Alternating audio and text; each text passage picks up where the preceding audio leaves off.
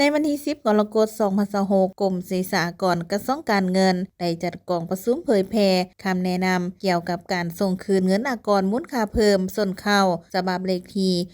1079/กงลงวันที่23มีนาคม2026ภายใต้การเป็นประธานของทานคำพันธ์พันธุลักษณ์หัวหน้ากรมศิลปากรโดยมีผู้ตั้งหน้าจากภาคธุรกิจเจ้าหน้าที่ที่เกี่ยวข้องเข้าร่วมอย่างพร้อมเพรียงการออกคำแนะนำฉบับดีมีเป้าหมายหลักเพื่อสร้างความเป็นเอกภาพในการจัดตั้งปฏิบัติทางเป็นการช่วยเพิ่มสภาพคล่องทางด้านการเงินให้แก่หัวหน่วยธุรกิจโดยเฉพาะแม่นวิสาหกิจส่งออกที่สร้างและหับเป็นเงินตราต่างประเทศโดยมีรายละเอียดดังนี้ 1. เงื่อนไขของผู้มีสิทธิ์ขอคืนอากรแม้นต้องเป็นผู้ที่มอบอากรมูลค่าเพิ่มที่ส่งออกสินค้าตามกฎหมายอัตรา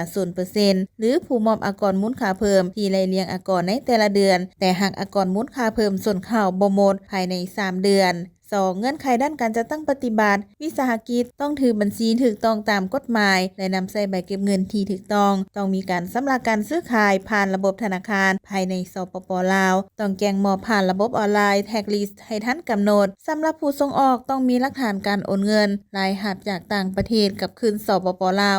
100% ผ่านระบบธนาคาร 3. ประเภทอากรมูลค่าเพิ่มส่วนเข้าที่บ่อนุญาตให้หักหรือส่งคืนประกอบมีรายจ่ายส่วนตัวรายจ่ายที่บ่มีเอกสารยั่งยืนที่ถูกต้องรายจ่ายที่บ่ติดพันกับการดำเนินธุรกิจโดยตรงในกองประชุมท่านนางไพปณีจุมมาลีว่าการหัวหน้าแผนกคุ้มครองอากรมูลค่าเพิ่มและอากรสมใจ